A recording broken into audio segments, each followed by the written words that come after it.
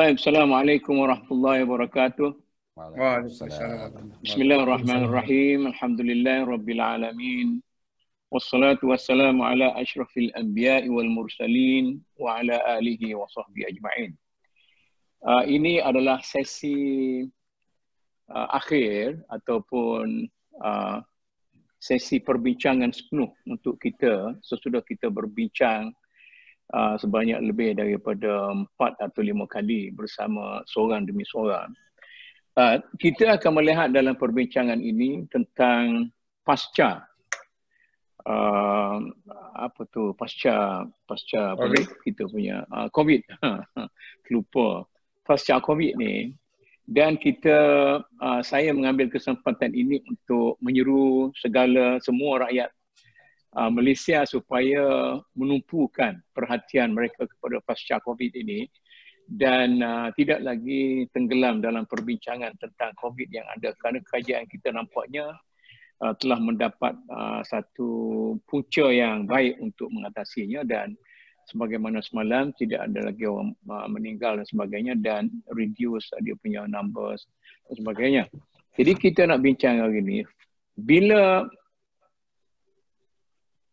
krisis ini selesai, maka apa yang kita nak rebut peluang sebagai kaum bumi putra dan muslimin dalam negara kita ini ialah kita berhasrat untuk mengatasi kelemahan kita yang paling teruk sekali ialah kelemahan ekonomi.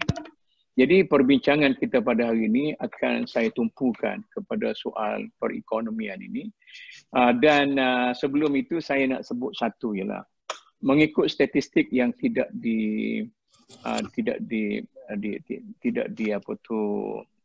difinalkan lagi oleh kerajaan, kadar penurunan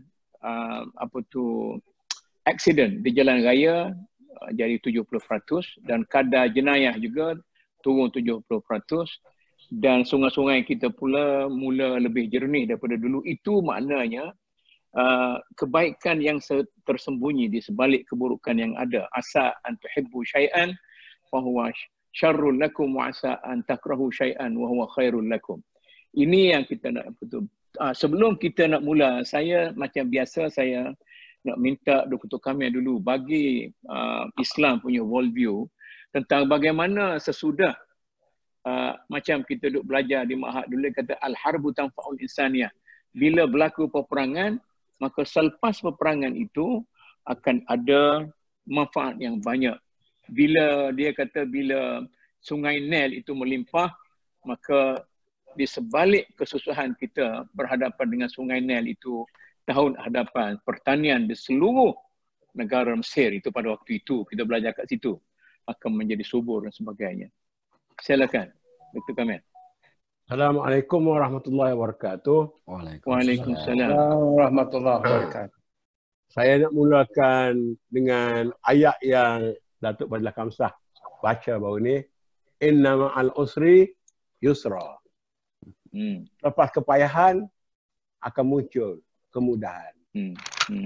Kata orang Arab, bagaimana gelap malam, esok fajar akan menjelang. Bagaimana lebat pun hujan akan berhenti, langit akan cerah. Jadi pada petang ini saya nak tumpukan pandangan ahli fikir Islam tempatan semata.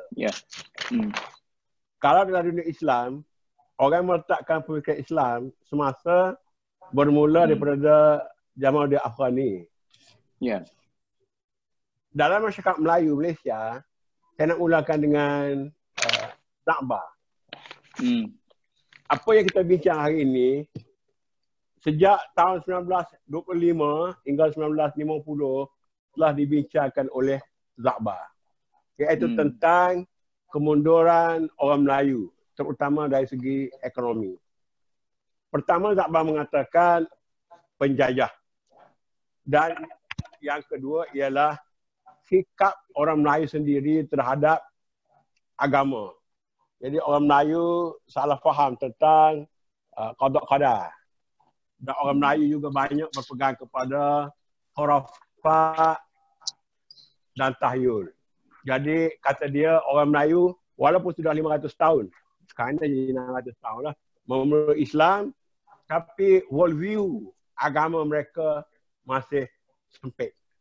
Jadi sebab itu kata dia, kemunduran orang Melayu bukan soal kemunduran harta benda, tetapi kemunduran akal, kemunduran ilmu. Sebab tu kalau kita tengok tulisan-tulisan dia, maka dia menekankan sangat supaya orang Melayu berdikari dan jangan mengharapkan kepada orang lain. Sebab kata dia di sini, orang Melayu ni sangat mengharap kepada orang lain. Hatta ada soal agama. Soal agama, dia ada sesuatu benda, dia minta orang tolong berdoa. Dia sendiri tak doa. Dia minta orang tolong sembahyang hajat. Malah kalau dia mati pun, dia minta tolong orang bayar fidyah dia. Dan sampai sekarang ni kita tengok ramai orang yang tak sempat pergi haji, upah umrah. Jadi mereka sentiasa berhajat kepada subsidi hatta dalam soal-soal keagamaan. Selepas daripada Za'bah, datang Aminul Baqi. Aminul Baqi pun kita semua tahu, walaupun mati dah usia 39 tahun, tapi dia juga menyatakan orang Melayu miskin bukan soal harta, tapi miskin fikir, akal dan juga amal. Kemudian dia sebagai ketua pengarah pelajaran pada waktu itu, dia memberikan beasiswa kepada budak Melayu yang lebih kepada orang Melayu berbanding dengan orang Cina dan orang India. Tapi ternyata dia kata orang Melayu yang ditolong dengan beasiswa, ditolong dengan sekolah asrama dan memudahkan mereka masuk ke sekolah-sekolah menengah. Dan mereka juga, usaha yang dibuat oleh Aminul Baqi ialah mengadakan perasaan SPM, STPM, SRP, dan dialah orang di belakang Rahman Tariq punya penyata dan juga penyata Razak. Maka dia telah memasukkan pelajaran agama Islam supaya memberi satu motivasi kepada orang Islam. Tapi kita tengok dia juga kecewa. Kemudian datang Engku Umar. Engku Umar juga kita lihat sama dengan dengan Aminul Baqi. Dan dia secara lebih praktikal juga, saya tengok, dialah berada di belakang penubuhan Universiti Kebangsaan Malaysia. Dan dia juga telah memberi sumbangan kepada hadiah penubuhan Universiti Islam Antarabangsa. Jadi ketiga-tiga mereka ini, saya tengok menekankan tentang pendidikan dan pelajaran. Kalau kita mahu orang Islam maju ke hadapan. Dan mereka ini ketiga-tiga saya tengok, mereka ada latar belakang agama daripada belajar kecil. Kemudian mereka menyambung pelajaran dalam bidang-bidang yang lain. Kemudian saya nak sebut satu lagi, Syed Hussein Al-Attas. Syed Hussein Al-Attas dengan captive minded ataupun dia istilahkan dengan minda tertawan. Dia juga menyalahkan orang-orang di Asia Tenggara khususnya yang masih terikat dalam polisi, dalam pekerjaan dan macam-macam lagi dengan apa yang dibawa oleh penjajah. Dan kata Syed Hussein Al-Attas, kalau para intelektual tidak muncul ke depan, maka kepimpinan kita akan diambil oleh, dia istilahkanlah sebagai pandir-pandir. Dan bila pandir memimpin, maka mereka mendapat sokongan. Tetapi pandir-pandir ini tidak dapat memberi keberkesanan dari segi kepimpinan. Akhir sekali, saya bagi seorang tokoh lagi, iaitulah Engku Aziz. Engku Aziz 20 tahun memimpin Universiti Melaya dan mengadakan banyak kemudahan-kemudahan pelajaran kepada orang-orang Islam. Dari segi sains, dia menubuhkan pusat asasi sains. Dari segi agama, dia menubuhkan Akademi Islam. Jadi, keseluruhan 5-6 orang tokoh-tokoh besar ini, dari segi pemikiran Islam, tempatan mereka menumpukan kepada perubahan minda dan juga pelajaran. Selain daripada itu, Engku Aziz telah menggerakkan gerakan ekonomi, iaitulah koperasi dan juga tabung haji. Jadi saya rasa ini cantik untuk kita menyambung kerja-kerja mereka dan dari segi nama, saya tak setuju kita gunakan nama revolusi. Sebab revolusi bagi orang Melayu dikaitkan dengan sosialis atau komunis. Jadi tokoh-tokoh tadi telah menggunakan istilah kebangkitan atau islah atau yang serupa dengannya lah. Dan kalau kita balik kepada ayat yang saya baca baru ni, innallaha la yughayyiru ma biqaumin hatta yughayyiru ma bi anfusihim, maka kita gunakan kepada perubahan sosial dan sebagainya. Okey. Kalau begitu kita ubah kepada tajdid lah. Siapa yang itu dulu? Okey. Kalau begitu kita ubah kepada tajdid lah. Kita tak guna revolusi kerana takut ada hubungan dengan komunisme, sosialisme sebagainya. Sebelum saya minta Profesor Naziri ulas sebagai speaker yang pertama, saya nak bagi tahu juga lepas COVID ni baru ni sepatutnya kita nak start dah satu program jejak Za'bah. Kemudian lepas jejak Za'bah tu kita nak join dengan jejak Hamka di Indonesia untuk membicarakan tentang kebangkitan Islam di Nusantara. Tengoklah pengurusi Yayasan Za'bah itu telah setuju. Okey, sekarang ni kita masuk pada tajuk kita. Kita nak bincang tentang bagaimana kita nak tajdidkan paradigma masyarakat kita sehingga masyarakat kita boleh menjadi ejen perubahan. Yang kita nak target dalam perbincangan ini, kita nak mulakan dengan perubahan ekonomi. Mungkin kita lepas ni kita bincang tentang perubahan pendidikan, perubahan sosial dan sebagainya.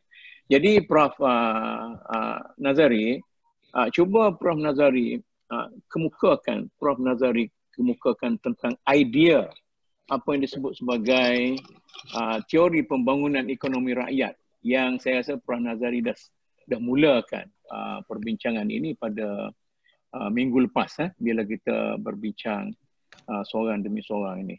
Silakan. Assalamualaikum warahmatullahi wabarakatuh. Waalaikumsalam. Terima kasih Datuk kerana jemput saya pada petang ini dan juga kepada rakan-rakan panelis semua.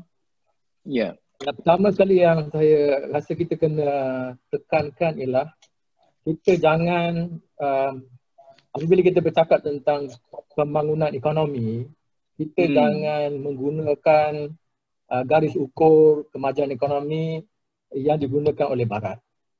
Okay.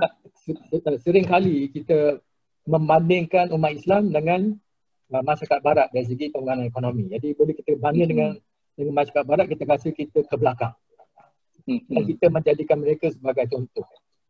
Yeah. Tapi sebenarnya kalau kita tengok sejarah, kita tahu bahawa peradaban Islam jauh lebih maju daripada Eropah selama ratusan tahun.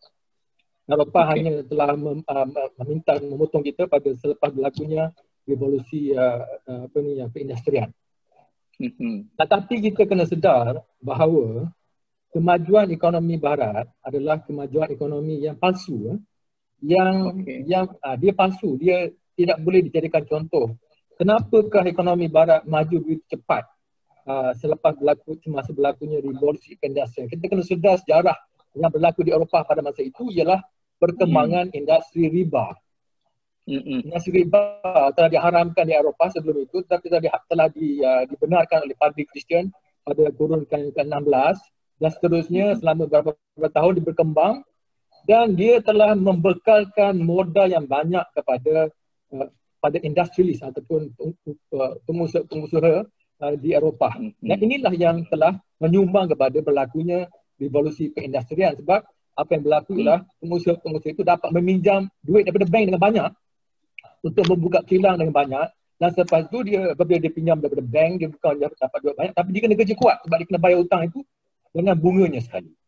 Jadi perkembangan industri Eropah Barat, perkembangan ekonomi di Barat itu adalah perkembangan yang palsu yang mesti akan mengalami masalah kerana ia adalah berdasarkan pada amalan riba. Dan kita lihat, sebenarnya kita lihat dia berlaku banyak kali, berlakunya krisis ekonomi. Kalau saya belajar sejarah ekonomi, dia ada banyak berlaku krisis ekonomi berkali-kali, termasuk yang paling besar pada tahun 1930-an, Great Depression, dan selepas itu pada tahun 2008 pun besar juga, dan sekarang ini mereka telah menghadapi keras yang berat juga. Di samping itu berlaku banyak lagi masalah lain yang kita ramai orang tak kaji, iaitu berlakunya banyak penindasan yang teruk di atas atau ke atas golongan-golongan pekerja. Dan sebab itulah berlakunya revolusi ataupun pemikiran sosialis di Eropah, kerana orang-orang Eropah merasakan bahawa golongan pekerja sangat tertindas di bawah sistem kapitalis barat. Idea menentang golongan kapitalis ini tidak timbul dalam negara Islam kerana tidak berlakunya penindasan yang meluas ke atas golongan pekerja di negara Islam. Kenapa? Sebab pada masa itu tidak wujud industri riba yang membekalkan modal kepada pengusaha-pengusaha. Jadi pengusaha-pengusaha Islam dia tidak pinjam daripada bank, dia menggunakan modal-modal pelaburan dan sebagainya. Dia maju juga, tetapi dia pada kadar yang lebih perlahan berbanding dengan yang berlaku di Eropah, sebab Eropah menggunakan duit yang dipinjam daripada bank. Itu kita kena sedar. Jadi apabila kalau kita tak sedar ni, maka timbullah penulisan seperti oleh Timo Koran daripada Turki yang mengatakan bahawa Islam ada masalah dalam negara Islam kerana berbanding dengan Eropah begitu maju dari segi ekonomi dan sebagainya. Sebenarnya apa yang berlaku di Eropah itulah palsu yang mempunyai banyak masalah. Jadi kita sepatutnya tidak memandang tinggi kepada perkembangan ekonomi di barat pada masa itu. Jadi sekarang ni malangnya dia berkembang dan seterusnya telah memberi pengaruh kepada ekonomi di dalam negara Islam sendiri. Akibatnya orang Islam telah terjebak dengan riba juga. Kita pun mulalah jadi maju, tetapi pada kadar yang lebih perlahan berbanding dengan Eropah, sebab kita pun masuk dalam riba pun dengan keberatan. Orang Islam masuk dalam riba secara keberatan. Ada yang masuk, ada yang tak nak masuk. Jadi apabila penjajah datang ke Malaysia dan membawa sistem riba itu, ada orang Cina yang paling awal terjebak dalam riba. Jadi dia lagi majulah sebab dia ada banyak modal yang pinjam dari bank. Tapi dia kena kerja kuatlah untuk bayar balik. Orang Islam ada yang masuk, ada yang tidak masuk. Ramai tidak masuk pada masa itu. Jadi dia agak perlahan. Tetapi walaupun perlahan, dia sebenarnya masyarakat Islam pada masa itu dia atas landasan yang betul. Sebab dia tidak terjebak dengan riba. Walaupun dia perlahan tetapi dia betul sebenarnya. Kadarnya betul. Kadar yang natural, bukannya palsu. Sebaliknya, apabila dia bergantung kepada sistem riba, walaupun dia laju, dia adalah satu kelajuan yang palsu yang akan mengundang masalah pada masa akan datang. Dan to cut the story short, nak pendek cerita, sekarang kita lihat betapa palsunya dan sekarang ini kita menghadapi masalah yang teruk dan ianya telah didedahkan apabila berlakunya COVID. Apabila berlakunya COVID, kita tengok dia sangat tertekan sekarang ni. Masyarakat sangat tertekan.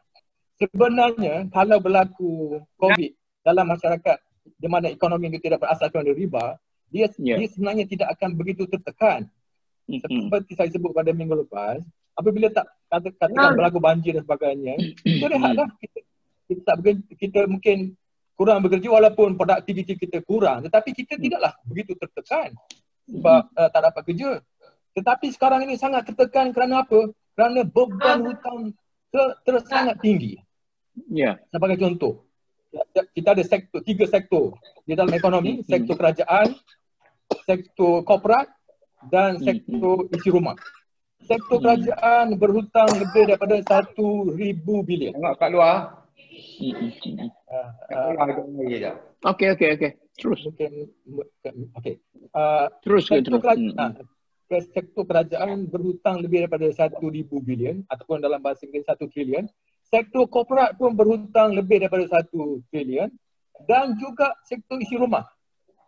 Sektor isi rumah maknanya keluarga dan sebagainya, rakyat biasa berhutang juga lebih daripada 1 bilion. Dan kalau kita nak tahu betapa berbezanya dengan cara Islam ialah kalau kita banding dengan sektor wakaf. Sektor wakaf, sektor wakaf saya kira pada 5 tahun lepas lebih kurang mungkin 5 bilion, 5 atau 6 bilion. Kalau katakan sekarang inilah dah berkembang mungkin 7-8 bilion, tak pasti. Tetapi aset sistem riba di dalam negara kita adalah lebih daripada 3,000 bilion. 3,000 bilion itu semuanya adalah berdasarkan kepada sistem riba yang haram itu, 3,000. Sementara sistem wakaf kita tak sampai pun 10 bilion. Jadi jauh 10 berbanding dengan 3,000, jauh beza kan. Bermakna sistem Islam kita ni jauh ke belakang dari segi asas, telah ditenggelami oleh industri riba. Nah, sebab itulah masyarakat kita sekarang tertekan dan sakit sebenarnya. Sakit. Jadi apabila itu berlaku, sebagai contoh, masyarakat kita apabila sudah terjebak, dia tak dapat nak memberi sumbangan kepada sektor wakaf. Sebab setiap bulan dia akan membayar interest, bayar hutang dan sebagainya, mungkin beribu-ribu kepada sistem riba, tetapi sumbangan ni kepada sistem wakaf mungkin beberapa puluh ringgit saja. Kalau bagi kat masjid sebab setiap minggu RM5, satu minggu baru dapat RM20. Betul tak? Ataupun dia, kalau nak derma kepada institusi wakaf, mungkin lebih kurang lagi sikit. Jadi akibatnya ialah perkembangan sistem wakaf ni adalah sangat perlahan berbanding dengan perkembangan sistem riba. Jadi sekarang ini, walaupun negara kita mempunyai orang-orang Melayu yang nampak lebih maju berbanding lepas, tapi sebenarnya dia lebih lemah sebenarnya. Sebab dia sudah pun terjebak dengan hutang yang begitu banyak. Kalau dia berniaga, dia berhutang berjuta-juta. Saya bagi contoh. Saya terpaksa sebut secara terbuka ni lah. Sebuah syarikat orang Melayu, orang Islam yang orang ramai rasa bangga ialah syarikat Maidin. Syarikat supermarket itu. Dia berhutang lebih daripada 2 bilion.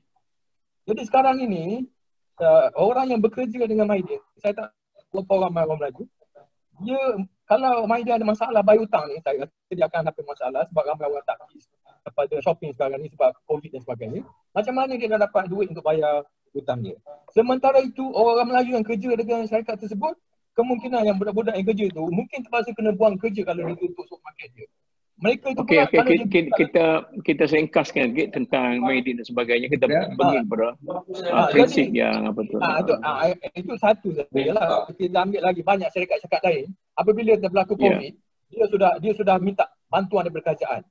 Dia minta bantuan sebab dia telah terjebak hutang Tapi Prof, macam ni saya nak itu sikit. Mungkin terlampau panjang kita nak blame sistem barat pun mungkin, atau sistem riba. Bagaimana kita nak gantikan dengan riba? Itu dia.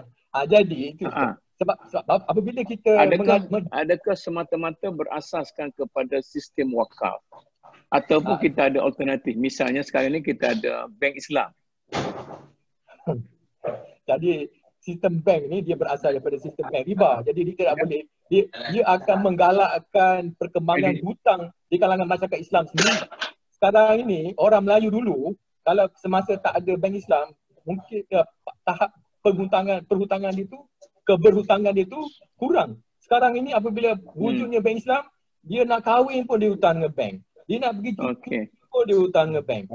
Jadi dia berbelanja lebih, dia membazir dan sebagainya dan melemahkan keadaan ekonomi orang Islam sendiri akibat daripada terjebak dengan hutang daripada bank Islam itu sendiri. Jadi dari satu segi, bank Islam telah melemahkan ekonomi orang Islam. Yang lebih penting ialah seperti yang saya sebut tadi, wakaf, juga pelaburan secara saham, pelaburan betul lah, maknanya mudarabah, musyarakah dan sebagainya. Itulah yang sepatut kita kembangkan.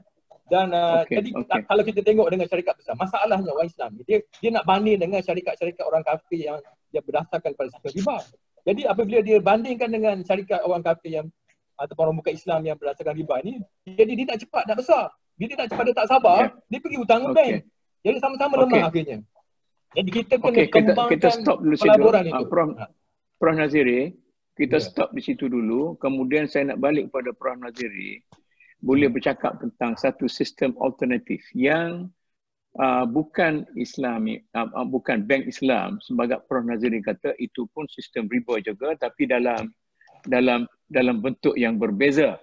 Jadi nanti kita cakap tentang apa alternatif yang ada. Sekarang ni kita pergi kepada Prof Wan Mokhtar. Bagaimana kita nak apply teori-teori yang dibawa oleh Prof Nazari tadi. Adakah ada satu perkara yang boleh dikatakan cukup praktikal kita nak laksanakan dalam masyarakat kita untuk membangunkan ekonomi rakyat kita? Boleh? Assalamualaikum warahmatullahi wabarakatuh. Waalaikumsalam warahmatullahi wabarakatuh. Cara praktikalnya sekarang dah pun berlaku dalam masyarakat kita. Jenteranya ialah koperasi. Jenteranya ialah koperasi yang dikatakan oleh saudara Kamil, digerakkan oleh Encik Aziz, memimpin UM, Akademi Islam dan sebagainya. Koperasi sekarang sudah pun capai jumlah yang ribuan di Malaysia ini dan sekarang berjaya dilaksanakan di bawah Suruhanjaya Koperasi Malaysia dan juga disokong oleh Angkasa. Juga secara realitinya masyarakat sekarang ini sudah pun melaksanakan jentera-jentera wakaf. Negara sekarang contoh-contoh wakaf ini sangat-sangat banyak. Tak payah pergi di Malaysia pun ada. Yang saya sokong sangat apa yang Prof. Nazari kata itu, kita mesti mengadakan tajdid, mengadakan perubahan ini, mengambil kira perkara baru berlaku ini daripada sistem yang berlandaskan kepada riba, iaitu menjana hutang piutang, bukan saja mempapakedanakan orang perseorangan, tetapi juga mempapakedanakan syarikat dan mempapakedanakan negara. Jadi apabila kita ada koperasi, kita ada wakaf, kita ada zakat, kita ada sedekah jariah, dia terkait terus dengan jentera Islam yang sudah pun jelas dinyatakan, dilakukan, dibuat tauladani oleh Rasulullah SAW. Kita berbalik ke situ dan kita akan secara jelas boleh menggerakkan ekonomi rakyat, ekonomi kampung, ekonomi desa, kerana di situlah banyaknya tanah-tanah dan manusia-manusia yang boleh dikoperasikan untuk memasuki alam penghasilan barangan yang boleh makan. Dia bayar zakat daripada hasil pertanian untuk menggerakkan kerja-kerja pertanian itu. Wakaf boleh dihimpun. Ini wakaf ini jangan kita salah, dia bukan endowment. Wakaf bukan endowment, jauh sekali. Kemudian para petani boleh bebas daripada cengkaman hutang piutang yang berlandaskan kepada penjanaan hutang tadi dan pemerkasaan berdasarkan koperasi keluarga, koperasi kariah masjid, koperasi besar sudah pun berlaku. Saya sendiri pengurusi koperasi UNICAP di UKM dan juga timbalan pengurusi jawatan kuasa perhubungan angkasa negeri Selangor. Sudah banyak tahun dan secara praktikalnya jenteranya koperasi, bidangnya pertanian, perikanan, penternakan dan segala macam. Kaedah penjanaan wang ialah melalui wakaf, melalui zakat, melalui kafara dan sebagainya.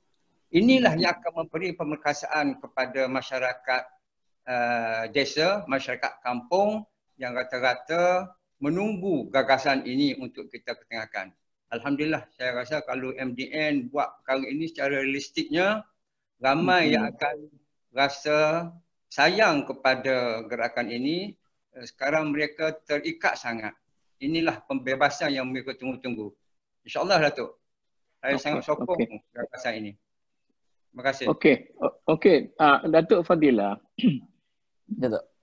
Kalau kita rumuskan pandangan tiga orang yang bercakap sebelum ini, kita dapati bahawa apa yang dikeluhkan oleh tokoh-tokoh pemikir kita, sejak daripada Zakbar sampailah kepada Encik Aziz dan sebagainya, kesedaran di kalangan golongan menengah atas Melayu sudah cukup kuat. Ahli-ahli fikir kita telah berfikir dengan baik. Cumanya pemikiran mereka itu tidak boleh sampai ke bawah kerana bila mereka itu lambung bola, tidak disambut oleh orang bawah. Okey, Prof Nazari sebut tentang wakaf. Saya bukan, sebelum Prof Nazari bincang tentang wakaf, dulu negara kita ini setuju menyokong penubuhan bank Islam, kemudian jabatan-jabatan agama, majlis-majlis agama semua mengemukakan ataupun memberi sumbangan mereka itu menubuhkan bank Islam. Akhir sekali, apa yang Prof Nazari kata itu, bank Islam itu sendiri tidak membantu rakyat, tetapi ia juga membantu kaum brojol, iaitu orang-orang orang besar untuk lebih kaya. Siapa yang tahu melabur dengan cara bank Islam, dia jadi kaya. Jadi bank Islam tidak memainkan peranan ekonominya, tetapi hanya memainkan peranan muamalat, menukar yang tidak Islam kepada Islam. Tentang peranan ekonomi, kata Prof Nazari, ini bukan pandangan saya, pandangan kami bila kami bincang tadi. Prof Nazari kata itu okey. Jadi Prof Nazari dia lebih suka kepada alternatif yang bersifat wakaf, sedekah, hadiah dan sebagainya. Tetapi sebenarnya di belakang wakaf, sedekah dan sebagainya itu ada satu lubang yang besar yang kalau lubang itu terbuka, sistem wakaf kita runtuh. Begitu juga tentang apa yang dikemukakan oleh Prof Wan Mukhtar, iaitu tentang koperasi. Kita tahu bagaimana koperasi hanya berjaya di kalangan golongan intelektual saja. Di kalangan orang kampung, koperasi membawa kepada nasib yang tak bagus. Jadi soalnya saya rasa kesimpulan sementara, saya nak blame masyarakat bawahan. Kerana masyarakat bawahan tak tahu nak menghayati idea-idea para pemimpin golongan menengah atas, menengah bawah dan sebagainya. Jadi bagaimana Datuk Fadilah sebagai seorang pendakwah yang begitu rapat dengan semua masyarakat bawahan ni, bagaimana apa ubat yang kita boleh berikan. Jadi sama ada kita sebagai kita pendakwah di sektor swasta ataupun kerajaan, para pendakwah kerajaan di sektor awam sebagainya. Silakan Datuk. Baik. Sebelum kita bincang secara perinci. Ya. Terima kasih Tumut, terima kasih. Ya, dan sahabat-sahabat ni orang-orang hebat semua. Saya rasa amat kerdil sini. Kecil sangat rasa dengan profesor-profesor berhujah. Baik, so yalah, kalau saya boleh bercakap dari kacamata rakyat Marhain ya, saya pun orang kampung.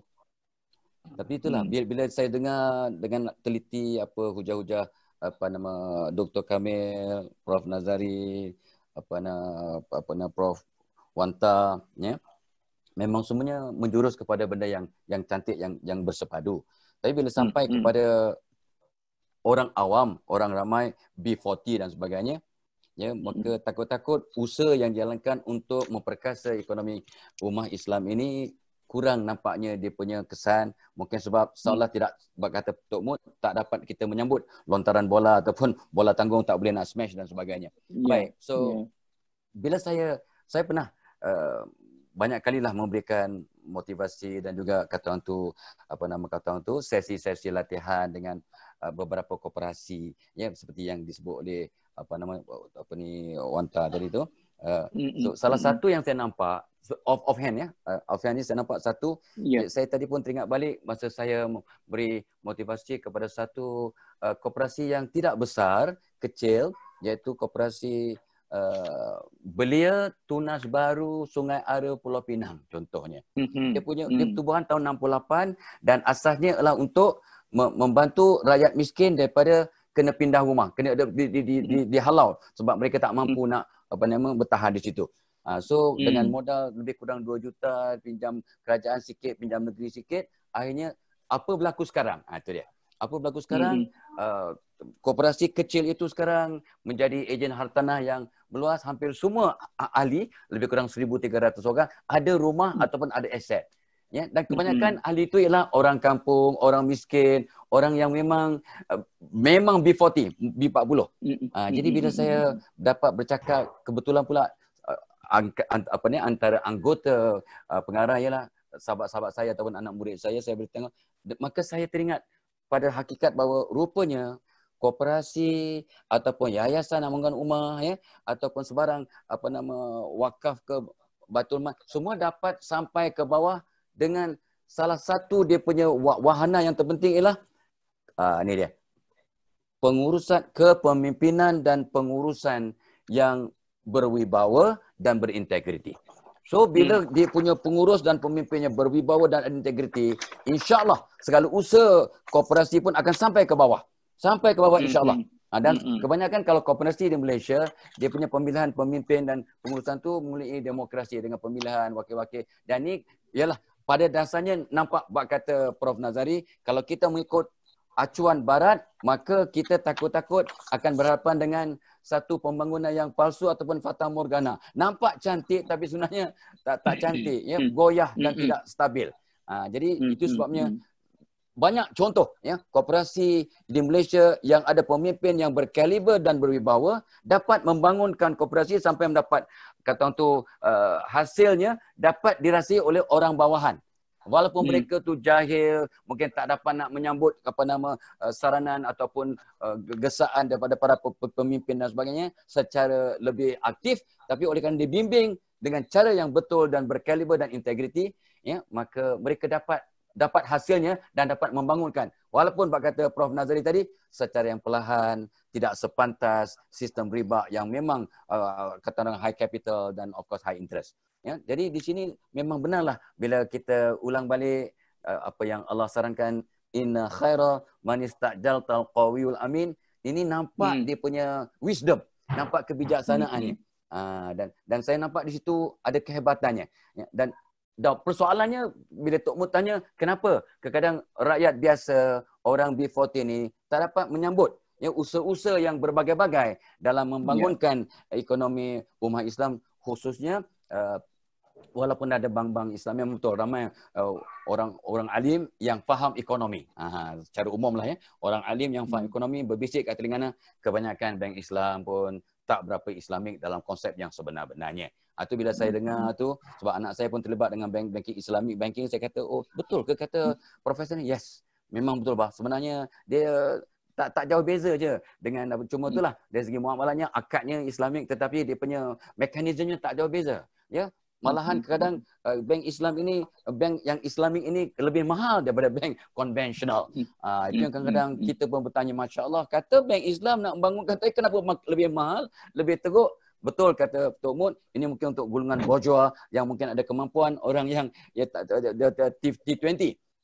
So persoalannya masih wujud ialah what can we do. Saya selalu berfikir apa yang kita mampu buat dalam kekangan yang ada, dalam sumber-sumber yang terbatas, apa yang masih kita boleh buat.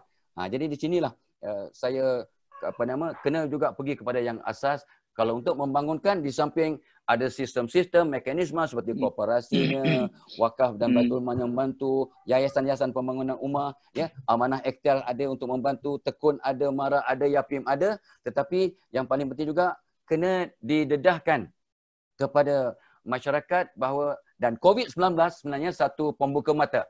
Satu kata orang tu, di samping kita sebut sanitize kita punya tangan, ya, kita juga sanitize kalbu, kena sanitize pemikiran. Maka itu yang timbul tajdid tadi. Sebab kita sudah mula sanitize kalbu dan minda, maka timbullah gagasan tajdid untuk berubah.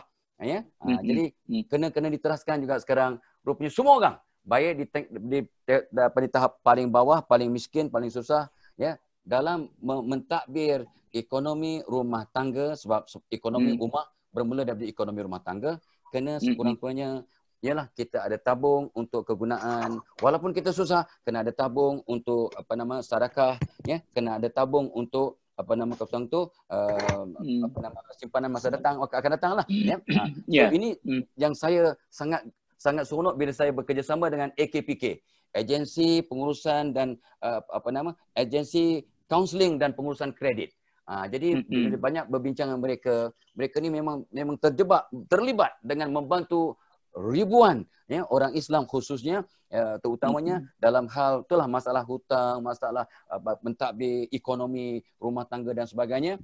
Dan saya yakin kalau AKPK ini sebagai satu NGO dibesarkan lagi dia punya fungsinya dan menterabiahkan utamanya golongan yang memang perlu dibangunkan, ya, orang kampungnya, orang yang B40 mereka faham bagaimana nak buat. Sebab kita yang mampu senang, bolehlah 10%, 10% kita boleh simpan, 10% untuk sedekah, 10% untuk musim hujan, ya, kita punya tabungan dan sebagainya. Senang cakap. Tapi untuk orang yang kata orang kais pagi makan pagi ni, kais petang makan petang, bila datang COVID, KPK, maka PKP, maka langsung tak boleh nak mengais. So maka kita akan nampak masalah dari segi ekonomi umat Islam amat-amat terkesan di waktu ini. So rumusannya, jadi kita kena gerakkan balik cara kita menterabiahkan, ya, mendakwahkan semua pihak, terutamanya golongan yang paling kritikal dalam menangani ataupun terjebak dalam masalah ekonomi, terutamanya orang yang B40, bagaimana mereka harus mentadbir hidup mereka dengan cara yang paling saksama, dengan semua aspek memperingatkan dan menggalakkan, ya, di sekolahnya, ya, di surau masjidnya, ya, dalam drama-drama TV-nya, ya, semua akan memberikan pendidikan secara langsung atau tidak langsung bagaimana nak mentadbir ekonomi rumah tangga dalam usaha untuk memperkasa ekonomi ummah. Okey. Datuk Mufti, Datuk Halim, dah boleh berhubung ke? Boleh, insya-Allah boleh. Okey, cuba Datuk Halim sambung apa yang disebut oleh Datuk Fadilah Kamsah tadi. Peranan pertubuhan masyarakat, pertubuhan rakyat tu dia jelas daripada Datuk Fadilah. Cuma Datuk Halim ni mewakili sektor awam, iaitu birokrasi, misalnya pejabat mufti sendiri, majlis agama, jabatan agama, JAKIM, YAPIM dan sebagainya. Jadi macam mana peranan mereka ini nak sampai ke bawah apa yang dikatakan oleh Dr. Kamil tadi, idea yang ada daripada para pemimpin menengah atasan kita. Nanti saya nak balik ke Dr. Kamil. Apa tanggungjawab orang generasi kedua sesudah mereka itu. Jadi kalau ini Dr. Kamil, Datuk Mahmudi, rasanya boleh tak bagi saya skip sikit kerana mengikuti perbincangan peringkat awal. Okey. Ya, saya pun nak bagi supaya Datuk boleh faham. Jadi Dr. Kamil kata tadi, kita ada beberapa ahli falsafah. Kita 4-5 orang daripada Za'bah sampai ke Ku. Jadi bagi saya mereka itu berfalsafah. Falsafah mereka itu perlu diperincikan. Jadi apa yang dikatakan oleh Socrates, kemudian itu satu falsafah yang mujarrad, tapi guru sebenarnya ialah guru kedua, iaitu Plato. Jadi sekarang ni kita ada Sokrat saja, Engku Aziz ada, kemudian sebelum daripada tu sudah mati semua dah. Engku Aziz pun tidak lagi berfungsi sangat sebagai ahli ekonomi, tapi orang lapisan kedua yang boleh merealisasikan sebagaimana Plato merealisasikan di Barat dan Al-Farabi sebagai al-muallim tsani di negara Islam boleh merealisasikan itu, mengoperasionaliskan idea-idea asas yang diberikan oleh bapa-bapa kita, Tengku Aziz, Tengku Abdul Rahman dan sebagainya, itu bapa-bapa kita. Jadi sebelum saya minta Prof Kamil, Datuk Kamil, Dr. Kamil, banyak macam-macam terlupa habis. Siapa dia profesor, siapa dia doktor, siapa dia. Okey, macam tu Datuk Halim. Sekarang ni kita berhadapan dengan masalah idea-idea yang bagus. Dan kemudian saya rasa Dr. Kamil pun akan menguraikan bagaimana generasi kedua akan berjaya mengoperasionaliskan idea-idea generasi pertama itu. Cuma yang gagal sekarang ini, sebagaimana dikatakan oleh Datuk Fadilah Kamsah, ialah orang bawahan. Profesor Nazari dan Prof Wan pun begitu juga. Jadi kita nak fokuskan kepada, saya nak bincang dengan Prof Wan dengan Prof Nazari itu dari segi sistem yang ada. Kita tak boleh nak tolak Bank Islam sebagai satu sistem. Tapi bagaimana kalau dia tak betul, kita nak baikikan. Bagaimana juga yang kita timbulkan itu bukan lebih perfect daripada Bank Islam. Jadi sebagai satu sistem yang menyeluruh, bagaimana kita nak bagi alternatif. Jadi Datuk, apa peranan jabatan-jabatan agama dan sebagainya untuk, ataupun sebagaimana kita belum ni kita berbincang, mereka itu terjebak dalam kerja-kerja biasa, rutin, dan mereka tidak dapat pergi jauh ke depan. Misalnya JAKIM. Saya kalau dengan JAKIM tu, orang kata saya ni bermusuh lah dengan JAKIM tu. Tapi kita sebenarnya sayang kepada JAKIM, kepada YADIM, kepada MAWIP dan kepada apa semua sekali ni. Jadi saya hubungan rapat semua mereka ni. Tapi kadang-kadang kita begitu kritikal dengan mereka itu. Macam mana Datuk? Tolong perjelaskan bagaimana kita boleh gunakan institusi. Okey, terima kasih yang bahagia Datuk Profesor Muhammad Zudi. Datuk Fadilah Kamsat, Datuk Kamil dan Datuk Profesor Dr. Nazri. Alhamdulillah, pertama minta maaf kelewatan kebetulan ada perbincangan. Tak apa. Okey, teruskan. Udara dan dapat mengikuti sesi ini yang begitu.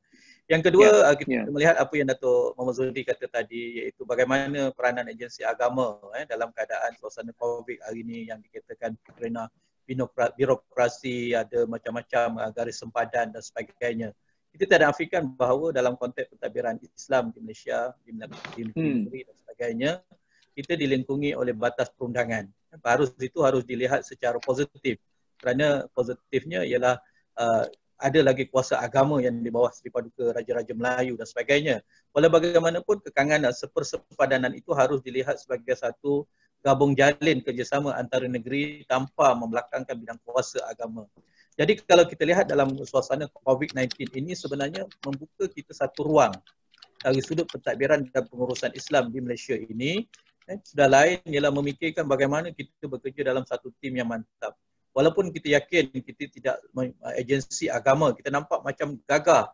Tetapi syukur juga walaupun tidak segagah mana, tapi saya nampak pada potensi dalam konteks COVID-19, situasi yang akan berlaku selepas ini dan sebagainya, memberi ruang kepada institusi agama yang diletakkan sama ada di bawah majlis agama sebagai badan pembuat dasar, jabatan agama sebagai pelaksana dasar, jabatan mufti sebagai penentuan hukum dan sebagainya, bekerja satu sifat yang kolektif untuk membangunkan satu agenda umat Islam yang lebih holistik ke arah menyonya. Umpamanya kalau kita lihat, walaupun kita kata sepatutnya pada ketika inilah peranan zakat dapat, tapi kita mempunyai dana yang terhad juga.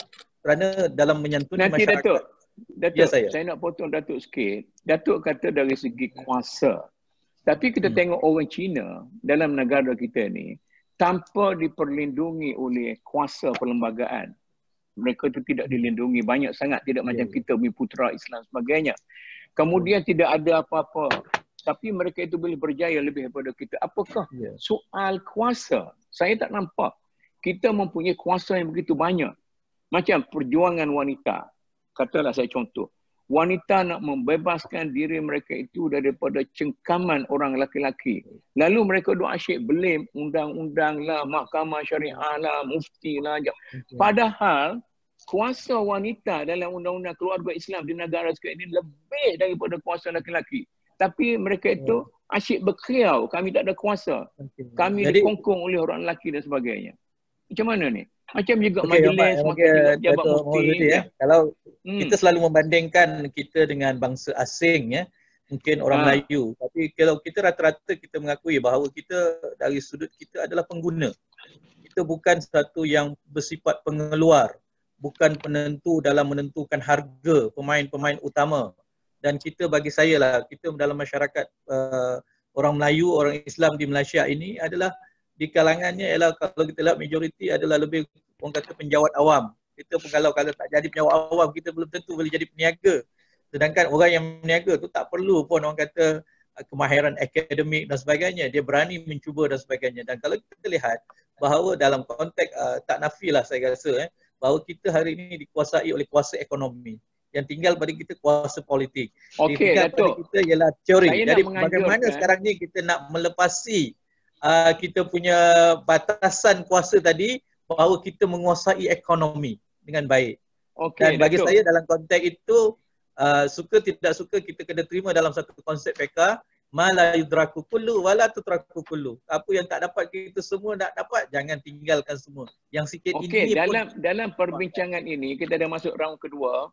Bolehkah saya nak ajak Datuk kita tajdidkan pejabat-pejabat agama? Tajdidkan pejabat mufti, tajdidkan JAKIM, tajdidkan jabatan agama supaya merupakan jabatan-jabatan yang sangat banyak inisiatif dan tidak merupakan yang hanya menjadi consumer. Macam kita tubuhkan Bank Islam. Akhir sekali orang Islam jadi consumer. Jadi kita akan ajak sikit lagi Bank Islam kita sendiri supaya tidak memisahkan antara muamalat dengan ekonomi Islam ini. Nanti saya nak minta tanya Prof. Naziril sikit sekali. Macam mana Datuk nak respon saya punya pertanyaan? Bagi saya dalam proses islah memang kena buat sepanjang masa. Dan kita memerlukan tenaga pemikir yang baru, mungkin penjenamaan semula visi semula pengkoperatan agensi agama bukan lagi dalam bersifat administratif sahaja, tetapi sudah mampu untuk memberi ruang pekerjaan, memberi ruang pendapatan, mewujudkan rangkaian perniagaan dan sebagainya dengan kekuatan yang ada di dalam institusi agama itu sendiri. Umpamanya kita ada masjid. Kita ada, bayangkan kalau ada satu syarikat bahawa anak syarikat majlis agama boleh mengendalikan perkhidmatan jurus teknikal masjid, katakanlah pembersihan masjid. Bagi saya sudah kena fikirkan bahawa dalam agensi agama ini ada orang-orang yang bersifat korporat, bersifat perniagaan untuk menghidupkan, menjalankan amanah Datuk, dan tanggungjawab. Saya akan balik semula kepada Datuk. Ini kita dah masuk sesi perbincangan. Kita tinggal 1 jam lagi. Kita dah habis 1 jam. Saya nak balik kepada Dr. Kamil. Dr. Kamil bawa 4-5 orang ahli falsafah. Kemudian ahli falsafah kita dah meninggal dunia dengan satu lagi. Itu pun idea Engku Aziz pada peringkat awalnya tidak seberapa sangat dari segi tabung haji dan sebagainya. Kemudian kita hanya dah angkat Engku Aziz seorang. Sebenarnya idea lapisan kedua itu yang mengasaskan tabung haji terlebih asas. Jadi sekarang ni bagaimana kita golongan yang generasi kedua ini boleh mengoperasionaliskan, nak mengoperasikan idea-idea asas yang dikatakan sains yang dilontarkan oleh 4-5 orang para ahli falsafah kita daripada Za'bah sampai Engku Aziz. Macam mana kita nak teknologiskan idea-idea itu sehingga kita boleh bangun sebagaimana Jepun yang walaupun miskin dari idea sainsnya tetapi dia boleh mengaplikasikan teori-teori barat dari segi sains, dia boleh menjadikan teknologi yang lebih hebat. Macam mana kita golongan sekarang ini nak tajdidkan hadari kita? Tadi Datuk saya sebut tokoh-tokoh dalam bentuk individu. Dalam bentuk individu mereka memberikan idea-idea dan mencetuskan buah fikir yang baik. Bila sampai kepada generasi kedua, saya tak tahu banyak, tapi saya nak bagi contoh. Kita sudah bergerak dalam bentuk gerakan dan organisasi. Dan saya katakan awal-awal lagi, kita kena seimbangkan di antara madani dan hadari. Hadari menekankan manusia. Madani menekankan pembangunan fizikal.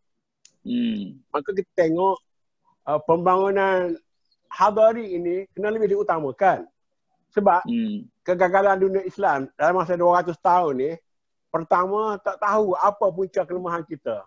Kata setengah bid'ah, kata setengah akidah tak kuat, setengah kena krisis pemikiran. Sehingga 200 tahun kita gagal untuk mencari apa sebenarnya masalah sebenar yang dihadapi oleh umat Islam. Jadi bila kita sampai kepada generasi kedua, dengan dasar ekonomi baru dan sebagainya, orang-orang Melayu telah muncul sebagai ahli-ahli profesional dalam berbagai bidang. Misalnya dalam bidang perubatan. Daripada dulu kita berapa persen, sekarang sudah sampai 50%. Dalam bidang engineering, kita dah ramai. Bidang ekonomi dan sebagainya. Walaupun ada bidang-bidang yang kita masih lemah, tetapi dengan pembangunan manusia. Sebab itu, saya nak balik teori saya lah. Teori Malik bin Nabi, kegagalan kita kerana kita menyelesaikan masalah secara tajziah. Nanti Dr. Kamil, saya nak potong ni. Saya contoh bagaimana idea Tun Razak menubuhkan Yayasan Pembangunan Ummah, pembangunan YPM. Kemudian tertubuhnya ASB, ASN sebagainya. Dr. Kamil tahu ke? Kerana fatwa seorang ustaz yang belum tentu sah atau tidak, maka semua orang keluar daripada ASB, ASN. Kosong. Hampir kosong. sampai orang-orang di situ risau. Mungkin orang Bumiputera Islam akan lari kerana ada orang fatwa ianya merupakan satu pelaburan yang haram.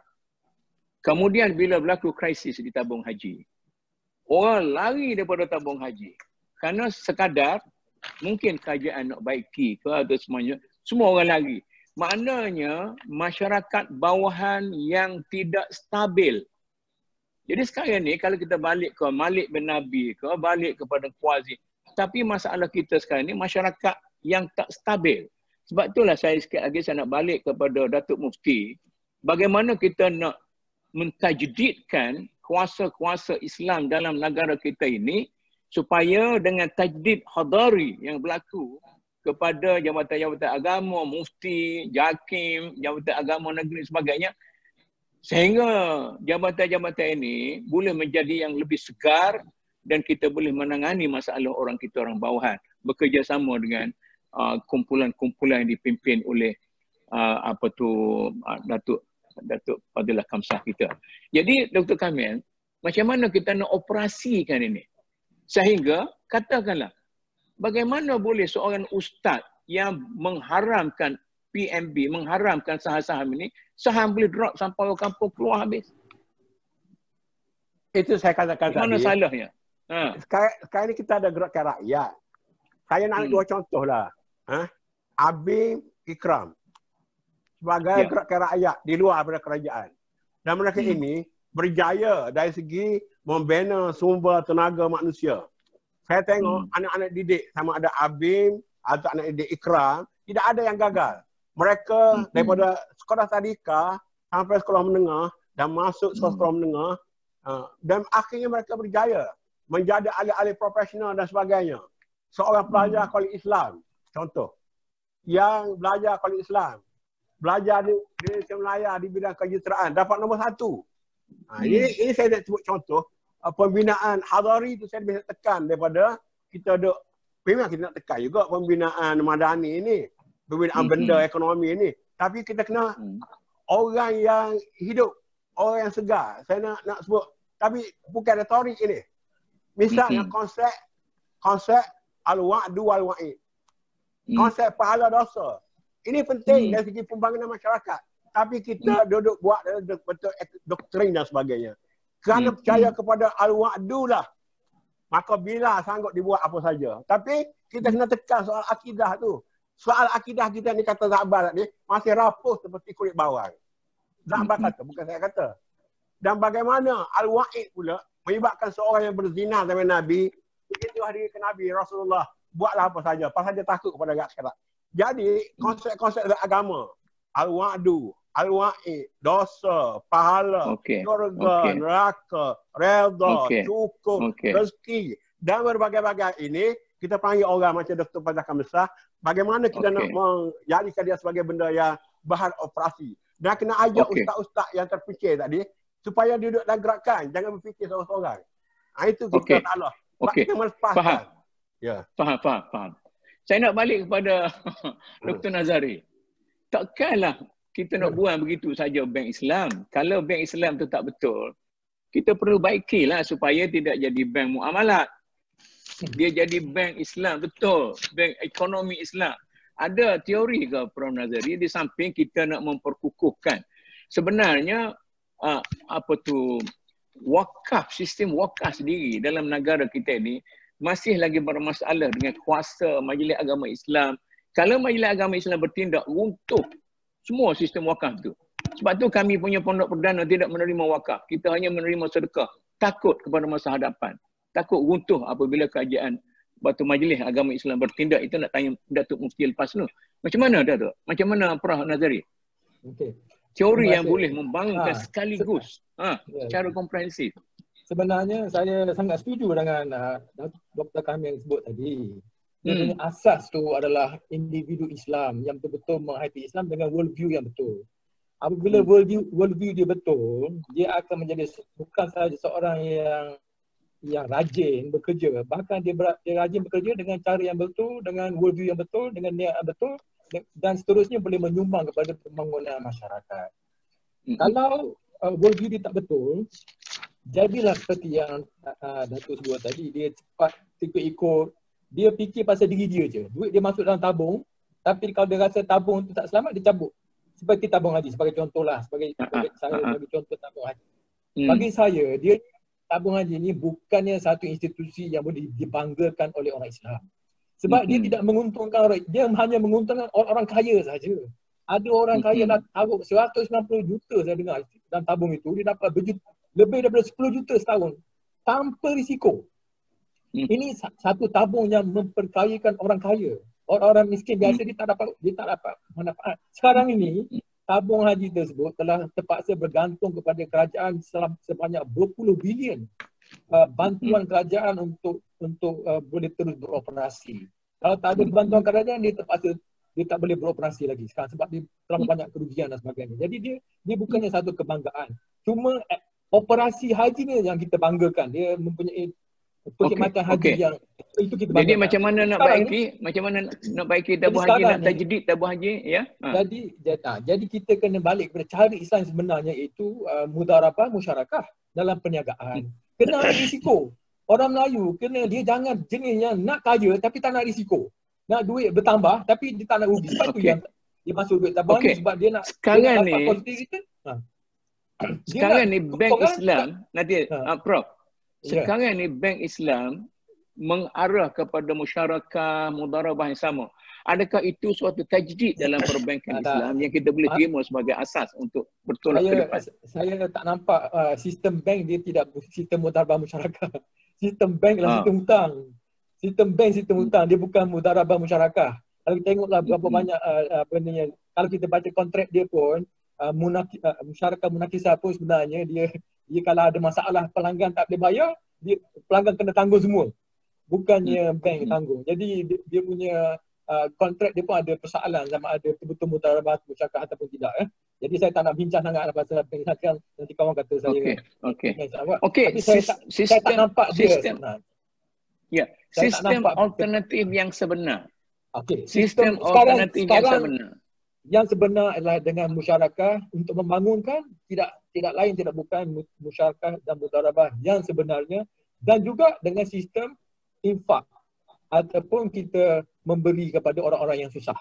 Siapa yang nak jadi kaya lebih, dia kena ambil risiko dan berniaga. Sekarang ini ada teknologi yang wujud sekarang ini di mana masyarakat Islam boleh terlibat di dalam perniagaan dengan mendapat maklumat dengan senang daripada teknologi maklumat. Dulu kita susah. Kita nak tahu siapa dia ahli perniagaan yang boleh kita laburkan duit kita. Dulu siapa yang menjadi masalah dulu orang Melayu, dia nak masuk duit tabung haji, semua masuk tabung haji. Sebab dia kata tabung haji dia selamat, dia akan dapat keuntungan, dia tak akan hilang duit itu. Ini merosakkan pemikiran orang Melayu. Sebab dia sentiasa nak selamat tapi dia nak untung. Bila ada rugi je, dia kata tak boleh. Dan sebab tu kerajaan tak nak ambil risiko. Tak nak ambil risiko. Ini masalah kan. Jadi sebab tu saya mungkin kontroversi saya sebutlah. Idea Uncle Aziz tabung haji tu tak betul sebenarnya. Sebab dia memberi risiko, tak ada risiko tapi dia dapat untung. Mana boleh macam tu dalam Islam. Kalau nak untung kena ada ambil risiko kan. Itu cara perniagaan Islam. Jadi sekarang ini kita kena buat baru di mana orang Islam yang ada modal, dia kena bantu ahli perniagaan Islam dengan cara musyarakah dan mudharabah. Ramai sana ahli perniagaan Islam. Adakah macam tu orang Islam zaman ini? Kita bukan zaman Nabi ni. Kita bukan lagi ada Bilal, bukan lagi ada apa semua sekali tu. Kita nak suruh orang Islam yang kaya-kaya. Mungkin susah. Baik, saya balik. Ada. Jangan kita pesimistik dari segi itu. Kita kena bekerja untuk membina akidah dan sikap orang Islam, membina sikap membina sikap, dan juga dia ada duit sebenarnya, tetapi kita kena tukar dia kena membantu ahli perniagaan Islam yang lain yang memerlukan kepada modal. Kita kena dan juga kita kena bantu ahli perniagaan yang ikut cara Islam. Dan nak pinjam dari bank, kita kena bantu dia. Jangan kita hanya pergi kepada syarikat-syarikat besar yang pinjam dari bank tu kita bantu dia pula. Kita buat tak tahu kepada syarikat-syarikat Melayu yang kecil-kecil Islam ni yang bebas daripada hutang ni, kita kena bantu dia juga. Bukan setakat modal je tapi kita jadi pelanggan kepada mereka juga. Itu penting. Okey. Saya nak balik pada Prof Wan. Macam mana Prof Wan? Ya. Alternatif yang boleh jalan. Alternatif yang boleh jalan sudah pun berjalan di Malaysia dalam bentuk yang sangat realistik, iaitu syarikat-syarikat PKS yang diusahakan oleh orang-orang di kampung maupun orang-orang di bandar. Dalam masa COVID ini, kita sudah nampak mereka berkreatif dalam urusan menghantar makanan kepada mereka dalam PKP.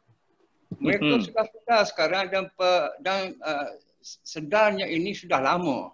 Sekarang ini mereka tidak disekat lagi. Sudah bebas untuk mengungkapkan ideologi yang dibawa oleh bapa-bapa kita yang lama itu dalam bentuk realistik. Saya ingin sentuh juga hal koperasi. Koperasi ini bukan untuk orang intelektual saja, tetapi koperasi adalah untuk rakyat semata-mata. Tuan punya koperasi bukan kumpulan manusia. Tuan punya koperasi ialah anggota. Anggota memilih ahli lembaga dalam mesyuarat agung tahunan. Itu kekuatan koperasi. Dan kita ada koperasi Qariah Masjid, kita ada koperasi dewasa, koperasi sekolah, koperasi Sungai Arab. Itu di antara beberapa koperasi yang sudah berjaya. Di peringkat memasyarakatkan jentera alternatif ini, koperasi memainkan peranan yang sungguh-sungguh besar. Daripada sekolah lagi, sebab kita ada koperasi sekolah, beribu-ribu koperasi sekolah. Di peringkat penghimpunan dana besar, kita ada bank rakyat. Bank rakyat itu koperasi, tapi dia ada lesen untuk bergerak sebagai bank. Koop bank pertama. Dia gini, Prof Wan. Kalau Prof Wan cerita ni depan orang bank dia kata kerajaan kita tidak berlaku adil terhadap bank-bank Islam yang ada kerana memberi kemudahan yang begitu banyak kepada korporasi, maka korporasi boleh buat macam-macam cara tapi bank Islam tak boleh buat, terikat dengan kita punya akta. Jadi bagi saya sendiri, bank Islam agak gagal kerana bank negara tidak cukup sedar untuk memberi suatu akta yang lebih fleksibel kepada bank Islam untuk menuju pada pembangunan ekonomi. Saya bukan nak bela bank Islam ni, tapi mereka tidak memberi ruang kerana kepala mereka itu, kepala bank negara itu sendiri terikat dengan konvensional punya sistem. Dia tidak jadikan bank Islam itu sebab perkembangan ekonomi. Dia hanya menjadikan bank muamalat Islam saja. Jadi oleh kerana itu, bila kerajaan bagi, ini saya soal ni bukan nak bangkit. Bila kerajaan bagi ruang yang begitu banyak kepada bank rakyat, bank kerjasama, tidak berlaku adil kepada bank Islam pula. Begini, macam mana? Bank, semua bank dia tertakluk kepada peraturan bank negara Malaysia. Bank negara Malaysia dia tertakluk kepada bank internasional luar negara. Dan dia kena patuh kepada sistem yang dibawa oleh kumpulan, kita tahu orang kumpulan macam mana, kumpulan Yahudi. Baik. Koperasi dia tidak berdaftar dengan bank-bank. Koperasi berdaftar dengan Suruhanjaya Koperasi Malaysia.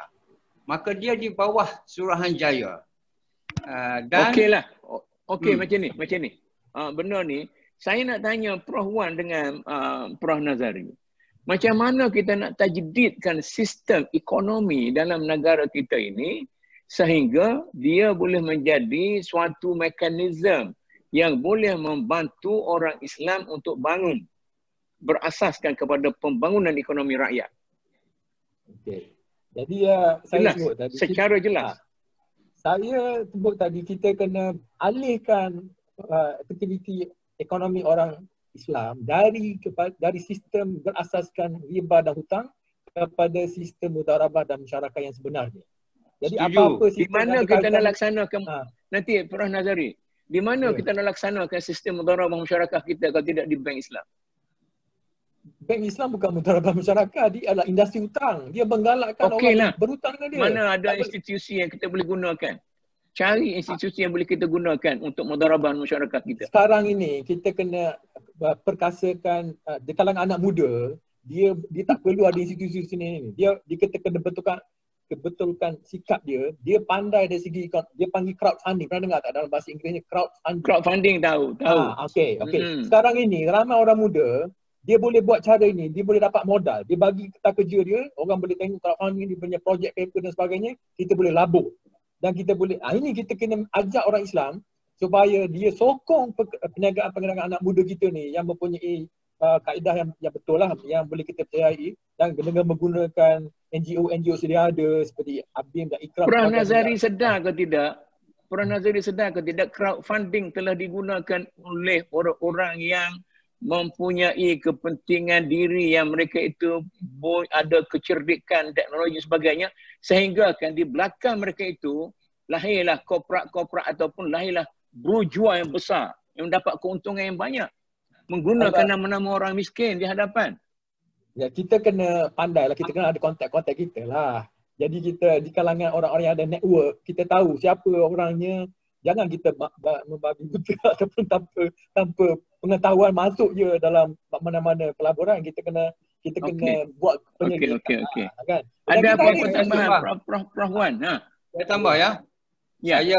Saya rasa apa yang Profesor Mahmuzudi bangkitkan itu benar, iaitu ketakutan rakyat dari segi kepercayaan orang yang mengendalikan jentera-jentera crowdfunding ke, yang wakaf ke, yang mengendalikan zakat ke dan sebagainya. Itu satu ketakutan yang cukup betul. Maka kita kena perbetulkanlah jentera pelaksanaan mereka. Mereka ada TOR, Terms of Reference. Mereka ada SOP. Sekarang ini kalau kita nak bantu mereka, kita kena secara realistik minta mereka buka jentera-jentera yang sedia ada sekarang untuk diperkasakan. Contoh ya, wakaf saja adalah di bawah Majlis Agama Islam Negeri. Ya, tidak ada agensi lain yang boleh guna perkataan wakaf selain daripada izin daripada MAIN. Inilah satu kekuatan yang secara realistik boleh kita guna, iaitu memperkasakan jentera wakaf di bawah Majlis Agama Islam Negeri untuk dimanfaatkan oleh ekonomi rakyat tanpa riba. Beza sekali dengan bank-bank yang ada yang mesti patuh kepada peraturan Bank Negara Malaysia yang semestinya patuh kepada bank negara luar negara. Okey. Lepas ni kita minta daripada Prof dengan Prof Nazari merangka suatu mekanisme yang boleh mentajdidkan sistem keuangan Islam dalam negara kita ini yang mampu mengangkat ekonomi umat Islam. Boleh, insyaAllah. Itu sistem dulu. Sistem dulu. Cumanya bila ada sistem saja, rakyat kita, macam tadi kita bincang dengan Datuk Fadilah, rakyat kita belum dapat berdikari. Nak pada untung tapi tak nak risiko dan sebagainya. Macam mana nak tajdidkan mentaliti rakyat? Dia punya paradigm dan sebagainya, macam mana? Kita nak buat macam mana sebagai seorang pendakwah nak reform rakyat macam mana? Saya rasa Datuk Mufti faham sangat apa saya nak kata ini. Kita boleh gerakkan daripada satu entiti masyarakat yang hari-hari kita berdepan, iaitu entiti masjid atau surau. Oh, nanti. Saya nak pergi ke Datuk Fadilah dulu. Okey, sila. Allahumma salli ala Muhammad. Terima kasih Tuan Mut. So ini saya seronok perkataan tu mentakul setiap hujah yang disampaikan oleh orang-orang hebat ni. So itu sebabnya saya nak berbalik pada asas tadi tu. Ya, salah satu daripada perkara yang sangat ketika kadang-kadang kita bukanlah terlepas pandang tapi macam seolah-olah kita take for granted. Ya, memang ianya okey, iaitu paling ketika dalam membangunkan rakyat yang B40 itu utamanya, kena cari barisan pemimpin dan pengurusan yang berkaliber dan berintegriti. Berkaliber itu penting, dia sangat mahir. Ya, dia ada qawi dari segi fizikal, mental, imannya dan juga qawiul amin. So kena betul-betul berkaliber. Itu satu. Itu satu. Dan sebenarnya ini dia. Sebabnya saya lebih suka berbincang dari segi mikronya. Sebab ni yang bincang ni semua lebih kepada makro. Tapi saya orang kecil, jadi saya kena cakap dari mikronya. Jadi macam Tok Mu sebut, ya, asbab dan apa nama Dr. Kamil sebut, asbab punya PKP, ya, kita punya aksiden menurun 70%, kita punya jenayah menurun 7%. Tapi di berita juga kita tahu 30 hingga 40% peningkatan dari segi konflik rumah tangga dan perceraian dalam PKP. Jadi itu sebenarnya, dan sebenarnya ini intipati kepada perbincangan kita. Sebab Allah tak pandang kumpulan yang tak satu hati. Dan kumpulan yang paling asas dalam membangunkan ekonomi umat ialah rumah tangga. Jadi itu asas. Jadi kadang-kadang terlepas pandang tu. Jadi kalau kita cakap tentang, baguslah tu. Tapi bila konflik rumah tangga 30-40%, saya pun terperanjat. Masya Allah. Tingginya. Ya, ini 2-3 hari lepas dalam berita. Ya. So 30-40% peningkatan konflik domestik dan juga perceraian meningkat asbab PKP. Artinya kita ni dalam keadaan kita terantuk, maka kita tak nak tengadah. Jadi kalau ini jadi isunya, maka perbincangan kita lebih mendasar. Maka benar kata Ustaz kami, Dr. kami sebut betul-betul tadi. Nak jadi orang yang faham ekonomi, nak jadi pentadbir yang hebat, nak jadi apa pun, kena jadi orang yang baik dahulu. Jadi kalau kita jadi orang baik, maka insya-Allah lah, ya, Allah akan berikan kita ilham, hidayah, kaedah untuk mentadbir first rumah tangga kita, and then masyarakat dan seterusnya merebak kepada sistem yang lebih besar. Ya, betul. Datuk Mu selalu cuba nak cari apa sistemnya, apa kaedahnya. Bagus sangat. Tetapi sistem itu kena diterajui, kena dijalankan oleh orang-orang yang ini dia, orang-orang yang baik. Jadi macam mana nak pastikan dapat orang yang baik? Balik pada rumah tangga tadi. Jadi kalau kita sebenarnya dalam usaha kita nak memperkasakan, walaupun kita cakap tentang memperkasa ekonomi, tak dapat tidak kita kena cakap bagaimana nak memperkasakan saksiah orang Islam di Malaysia agar jadi orang-orang baik, maka banyak masalah termasuk ekonomi akan selesai step by step, langkah demi langkah. Itu sebabnya di mana-mana pun saya amat sedih lah. Amat sedih bila yalah, contohnya benda asas seperti yang saya sebut di mana-mana pun, ya, kalau solat pun 5 waktu pun masih jadi isu, walaupun dalam PKP COVID-19 macam tak dapat membantu peratusan orang Islam solat 5 waktu on time.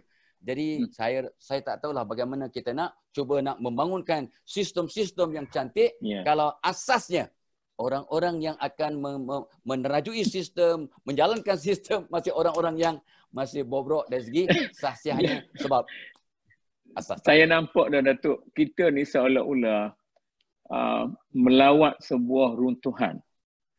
Kemudian kita cekak pinggang masing-masing macam mana kita nak bangun keruntuhan ini. Jadi sebelum daripada saya balik pada Datuk Kamil sekarang, saya minta Dr. Kamil fokus satu poin saja, iaitu ketakutan Profesor Syed Husin Alatas terhadap apa yang akan terjadi kalau sekiranya para intelektual tidak memimpin yang betul-betul. Okey, saya nak bagi masa lebih sikit kepada Datuk Mufti ni. Kesian dia lewat sikit. Macam mana Datuk kita nak tajdidkan jabatan-jabatan agama kita yang rata-rata orang berpendapat sama ada kita orang agama ataupun kita bukan orang agama, rata-rata melihat. Sehingga dalam perbincangan awal, saya katakan pernah saya dengan Tan Sri Sanusi Junid berpakat untuk mengadakan satu kursus secara besar-besaran di kalangan orang agama pengurusan. Macam mana kita nak tajdidkan institusi Islam dalam negara kita. JAKIM, kita tahulah bagaimana JAKIM, kelemahan dia. YADIM, kita tahu bagaimana YADIM, kelemahan dia. Dan institusi lain lagi. Termasuklah jabatan-jabatan mufti. Walaupun Datuk kata mufti hanya akan dapat 40 orang staf. Tapi bagi saya 40 orang itu cukup dah kalau kita betul-betul ada integriti untuk mentajdidkan jabatan-jabatan. Macam mana Datuk? Okey, terima kasih Mas Uti. Dalam kita membicarakan dalam konteks nak membina tajdid ni tadi, saya yakin apa yang kata Datuk Fadilah Kamsah tadi saya setuju. Pembinaannya adalah merupakan daripada pembinaan individu yang mesti mempunyai nilai ilmu, nilai intelektual, nilai akhlak, kekuatan iman, kesedaran jati diri bangsa, tahu asal dari mana ke mana kita, apa tujuan dan sebagainya. Dan saya yakin kalau dapat membina satu yang dipanggil personality, touring personality, orang yang ikon yang hebat dalam sesebuah, maka dia akan mencorak tadi. Tapi nak mencari ikon yang hebat ni macam Datuk Muhammad bukan senang. Nak cari ikon yang hebat dalam macam Dr. Fadilah Kamsah bukan satu yang senang. Memerlukan satu perjuangan dan sebagainya. Tidak lain dan tidak bukan daripada pembinaan individu tadi, dia akan bina sebuah institusi keluarga. Dan hari ini COVID melihat juga kita cabaran institusi keluarga.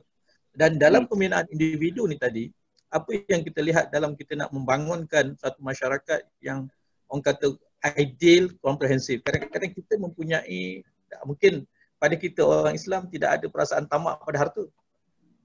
Dunia ni adalah syurga untuk orang kafir, dunia akhirat untuk itu satu persepsi juga. Hidup bersederhana dan sebagainya. Cukup-cukup makan sudahlah. Apa kerja banyak-banyak itu. Tapi kita mempunyai hati dalam demi kepentingan ummah bahawa kalau kita tidak dapat kuasai ekonomi, maka kita akan tidak dapat menguasai yang lain. Dan orang akan menguasai kita. Dan kalau kata kita ada ekonomi, Datuk, nanti saya terpaksa potong ya. Saya kalau boleh Datuk tumpukan kepada bagaimana kita mau mentajdidkan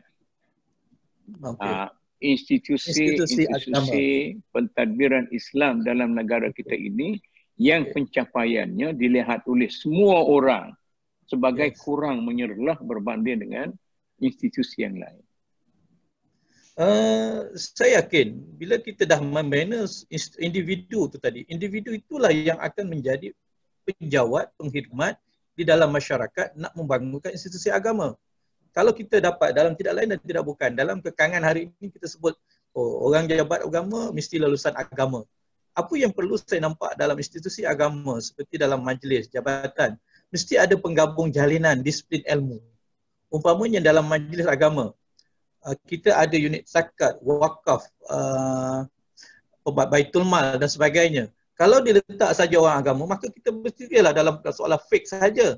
Tapi kalau kita bagi pada bentuk akaun, maka kita ada orang yang dapat menjaga kewangan majlis itu secara accounting yang baik. Saya nak potong lagi Datuk. Saya nak potong kalau sebab Datuk guna kalau banyak sangat. Saya nak bagi tahu apabila Tun Mahathir jadi Perdana Menteri.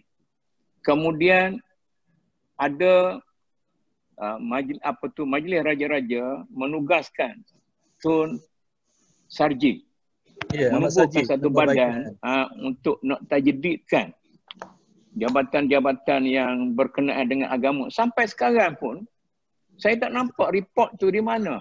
Dan tidak ada apa-apa perubahan pun. Sama juga.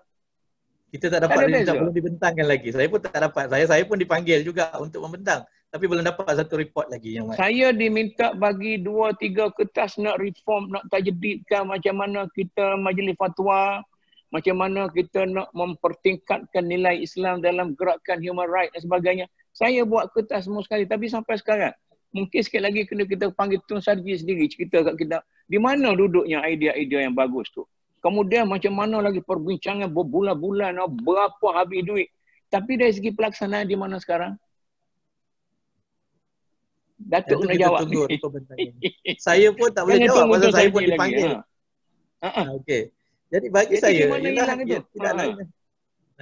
bagi saya ialah dalam memperkasakan institusi agama belum terlewat saya yakin ialah mempelbagaikan disiplin ilmu di dalam institusi itu sendiri. Sekarang ini kita ada pegawai agama yang ramai. Tetapi kita tidak ada pegawai marketing yang memarketkan instrumen agama kepada masyarakat secara business minded katakan. Dan kita tidak dapat melahirkan orang yang berjiwa masyarakat untuk memasyarakatkan berjiwa insani. Maaf dalam keadaan Datuk. COVID katakanlah. Maaf Datuk. Datuk. Pelajar saya yang belajar syariah, belajar usuluddin, menjadi businessman yang besar. Jadi kita tak boleh nafikan.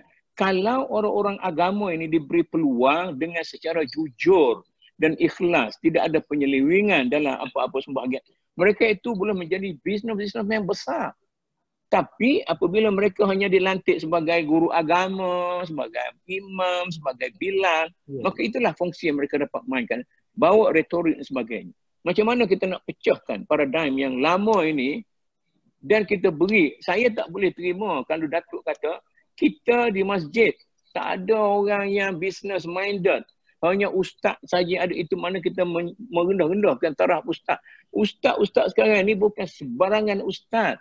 Mereka itu sama saja. Bukan kita keluar daripada pondok-pondok zaman dulu. Sekarang ni, para ustaz yang dikatakan ada degree, bachelor syariah, bachelor usuluddin, bachelor, semua itu orang yang ada pengalaman. Tapi tidak diberi latihan yang cukup sahaja. Okey, satu lagi trend yang berlaku dalam masyarakat ialah, minta maaf, dalam sistem agama sama juga. Mereka bersifat individu. Sekarang ni kalau kita tengok, minta maaf, mungkin saya cakap ini ialah dalam konteks institusi pendidikan. Kita melihat institusi pendidikan swasta, begitu banyak timbulnya tahfiz-tahfiz yang berskala kecil.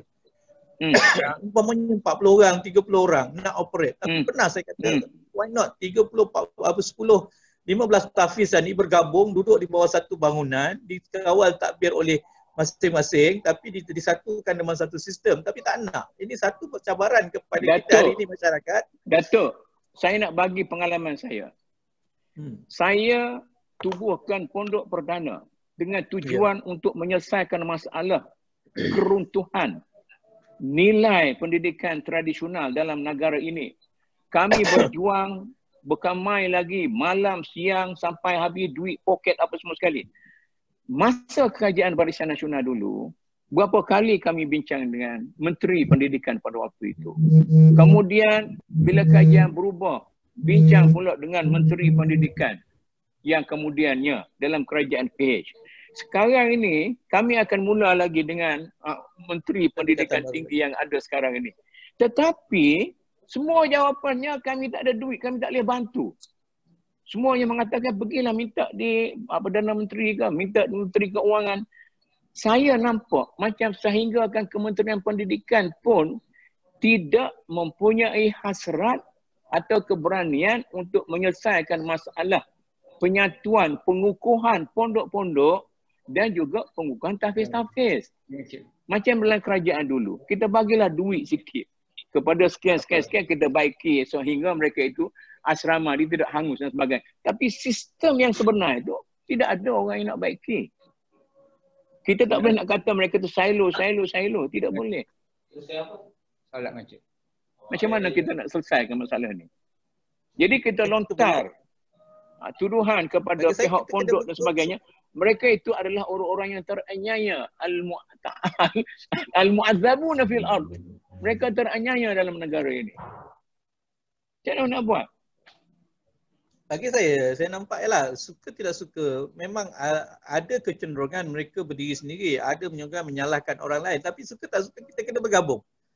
Dalam keadaan sekarang kita tengok dalam masyarakat Malaysia, walaupun kita kata kita tak ada segala-galanya, tapi orang Malaysia baik. Kita nilai kebajikan kita merentasi sempadan. Dalam sibuk kita hadapi COVID katakan, kita punya bantuan masih nak pergi ke Syria, maksudnya kita mempunyai jiwa besar. Walaupun kita adalah orang yang kecil. Berbanding orang yang besar, ada harta berbilion-bilion tapi jiwanya kecil. Dan alhamdulillah kita berjaya membangunkan, bagi saya lah, walaupun orang kata kita sedikit, tetapi nilai penyerbangan, pengorbanan, penyumbangan dan sebagainya, orang Islam mempunyai nilai yang amat tinggi. Walaupun dengan nilai hartanya sedikit, nak memberi. Tapi untuk perkasakan institusi agama ni tadi, saya kata Mak Zudi, Dato' Mat, tidak lain dan tidak bukan, sudah pasti ke arah menuju masa depan yang lebih mencabar, berbagai disiplin mesti ada di dalam institusi agama. Seperti dengan saya akan balik kepada Datuk semula. Saya nak perincikan. Prof, apa tu Dr. Kamil? Cuba ulas bagaimana ketakutan yang disuarakan oleh Syed Najib. Syed Hussein Alatas. Jadi soal kepimpinan ini bergantung kepada soal pembangunan manusia lah. Jadi saya lihat 3-4 contoh saya bawa tadi kan, dan juga sekarang ni orang berjaya ialah kita mesti balik kepada pendidikan Islam, iaitu menggabungkan antara Dr. Kamil yang dikatakan oleh Syed Hussein Alatas. Saya bimbang kalau para intelektual tidak ambil inisiatif, maka kuasa politik akan terjatuh kepada tangan-tangan orang yang tidak mempunyai nilai pembangunan dan kepimpinan yang baik. Akan jatuh kepada yang begitu-begitu sahaja, maka kepimpinan orang Melayu akan jatuh bankrupt. Kita tengok sekarang ni, bankrupt politik. Bukan saya nak kata orang politik tak bagus, tapi kebankruptan politik dalam negara kita di kalangan orang Melayu. Semua orang nak mati pun kita duduk kelahi, cara kelahi politik lagi rebut kuasa politik dan sebagainya. Macam mana ni? Ini kebankruptan politik di kalangan orang Melayu. Yang ini yang ditakuti oleh Ustaz Husin. Bagaimana kita nak tajdidkan mentaliti ahli-ahli politik Melayu sekarang ni supaya lebih menumpukan kepada hal yang lebih penting, iaitu masa depan ekonomi rakyat kita, yang kita tak boleh nak bergantung dengan politik saja. Macam mana ulasan Dr. Kamil ni? Saya kata baik kali lah. Mana sekarang ni, dalam senario yang ada saya tengok sekarang ni, yang paling kukuh ialah orang yang dapat pendidikan 2 tadi. Jadi kita kena balik. Saya pun tak tahu sistem pondok yang nak dibuat ni. Ada kita ke depan atau kita nak undur ke belakang. Sebab kita tengok, ambil kasih contoh sekarang ni. Dr. Hisham ni, yang ada heboh-heboh hebat ni, bekas pelajar Kolej Islam. Kemudian pergi belajar bidang perubatan. Dan ramai lagi saya tengok, kita kena gabungkan balik profesional dengan orang agama ni supaya dapat memimpin. Dan saya bawa contoh, Abim dengan Ikram bagi saya, antara gerakan Islam atau antara gerakan rakyat yang berjaya membangunkan institusi sekolah rendah sampai ke universiti, ada hospital macam yang berlaku di Indonesia, Nahdlatul Ulama dan Muhammadiyah. Kemudian kita ada pula individu yang tadi saya setuju tadi, yang boleh menjadi contoh. Sebab sekarang ni masyarakat kita kehilangan model. Tak ada model yang mereka, kecuali model dalam sejarah. Model Bila tadi, model wanita yang pergi surah kepada Nabi. Jadi kita nak model yang hidup, yang dikatakan sebagai hasil daripada... Okey, cukup. Saya nak balik kepada Prof. Nazari. Cuba bagi satu alternatif. Segala yang ada sekarang ni Prof. Nazari kata tak betul. Bagi satu alternatif. Sebagai satu alternatif yang komprehensif, yang betul-betul sesuai untuk dijadikan sebagai vehikel untuk membangunkan ekonomi rakyat, masyarakat Melayu Islam. Saya tak kata tak betul lah, semua tak betul, saya tak kata macam tu. Sebagai contoh, salah satu daripada institusi yang penting adalah wakaf yang sedia ada. Cuma masalah wakaf ni, dia reputasi majlis agama. Saya tahu pasal wakaf ni dia institusi yang baik dan niat majlis agama juga baik. Dia nak melindungi institusi itu daripada masalah ahli keluarga, ambil balik harta dan sebagainya. Jadi dia kena didaftarkan dan kemudian ditakbirkan. Jadi itu saja. Dia bukannya nak rebut harta orang. Tetapi oleh kerana reputasi majlis tu orang tak berapa yakin, takut. Jadi orang tidak mahu daftarkan sebagai di bawah majlis agama sebagai wakaf. Itu masalah dia. Tapi sebenarnya itu Datuk Mufti kena jawab tu. Datuk Mufti kena jawab tu. Mengapa orang takut pada majlis nak daftar? Itu kemudianlah. Jadi saya nak sebut sini. Yang saya tahu dia tak ada salah guna kuasa apa-apa. Majlis agama tak ada curi harta wakaf dan sebagainya. Bahkan dia akan membenarkan ahli keluarga atau mentadbir wakaf tersebut untuk kepentingan masyarakat. Dia tak cabut tangan pun, dia tak cukup kaki tangan pun nak mentadbir wakaf-wakaf tersebut. Dia akan benarkan. Tetapi oleh kerana orang mempunyai persepsi yang negatif terhadap majlis agama, jadi orang takut nak letak bawah. Itu masalah dia. Tapi sebenarnya kalau dia berani, dia memang mempunyai potensi yang sangat besar. Persepsi yang negatif terhadap badan-badan agama dalam negara kita. Itu nak tanya Datuk Mufti. Kemudiannya macam mana nak buang persepsi itu. Datuk Wan, apa tu Prof Wan Mukhtar? Ya, baik. Lanjutkan kita dan nak habis Nahar. Terima kasih. Saya nak rujuk kepada unsur penting dalam pengurusan segala apa macam, iaitu manusia itu sendiri. Telah pun disebutkan bahawasanya kita kena tekan kepada soal akidah, soal fiqh, soal tasawuf. Kita dah ada cukup jentera manusia sekarang di mana-mana jentera yang sedia ada. Baik, sebut saja tajdid politik saya nak khusus kepada mentajdidkan orang politik yang naik pangkat melalui cara sekarang ini. Itu partai politik mesti semak balik. Apakah cara mengangkat calon mereka untuk menjadi calon? Dia tidak ada kena-mengena dengan urusan masyarakat di sesuatu karya.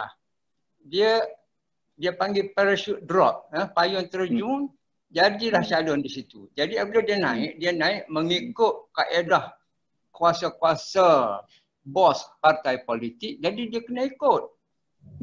Itulah kita kena ubahkan kalau boleh.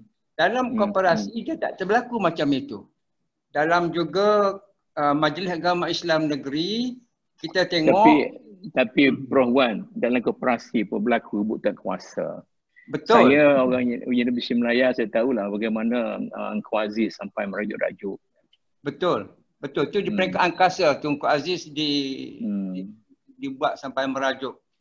Betul, perebutan kuasa itu berlaku di peringkat koperasi, di peringkat partai politik, di peringkat pengurusan negara. Benarlah. Maka saya nak kata di sini, yang kita duduk bincang ini khususnya tertumpu kepada pembangunan manusia itu sendiri. Apakah dia manusia itu Muslim-Muslim.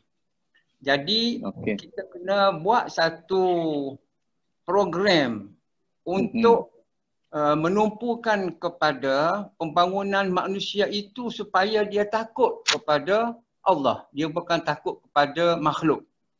Itu dia akhir-akhirnya. Dan saya nak kongsi beberapa jentera yang perlu kita tubuhkan di Malaysia supaya kita tangani secara strategik keperluan masyarakat, iaitu rakyat. Pertamanya, jentera untuk tabung strategi tanaman seperti padi, jagung dan sebagainya. Juga jentera strategi untuk jaga bekalan ternakan di Malaysia. Yang ketiga, jentera strategi untuk ikan Malaysia. Kita ada LKIM. Tapi perlu dimantapkan lagi dengan jentera manusia yang sedar bahawasanya dia takut Allah dan dia tidak takut makhluk. Akhir sekali jentera sayur-sayuran. Datuk kita import semua yang saya sebut ini. Jadi ini membuatkan kita sangat-sangat tertekan apabila fikir di peringkat negara. Strategic stockpile, iaitu tabung strategi untuk beras kita baru 3 bulan. Kemudian untuk ternakan. Okey Prof Wan. Kita stop secara realistiknya kita bina tabung-tabung itu. Dan satu lagi yang pentingnya saya sangat sokong Prof Nazari, kita kena cari alternatif kepada sistem bank yang berdasarkan kepada riba yang sangat-sangat kedanakan negara, bukan saja manusia. Terima kasih. Okey. Bagi sikit betul. Datuk Fadilah punya wisdom sikit belum kita beralih kepada Datuk Mufti. Sikitlah Tok, yang sikit sebab saya pun tak payah nak menambah ni, dah cantik dah. Cuma itulah, so apa kita boleh buat untuk kata untuk sekurang-kurangnya cuba ke arah penyelesaian masalah yang kita bincangkan. Jadi saya nampak semua institusi dakwah kena tajdidkan uslub dakwahnya. Kena mengambil kira keperluan semasa, kata orang tu lanskap penama umat sekarang ni, macam mana pun cara berfikir kena diubah suai. Satu. Keduanya itulah dia. Kalau boleh janganlah kita kecil hati, tapi tolong perbetulkan balik perkasakan pengisian khutbah supaya benar-benar mengambil kira apa yang kita bincangkan ni. Semua aspek menyeluruh. Dua. Yang ketiganya itulah dia.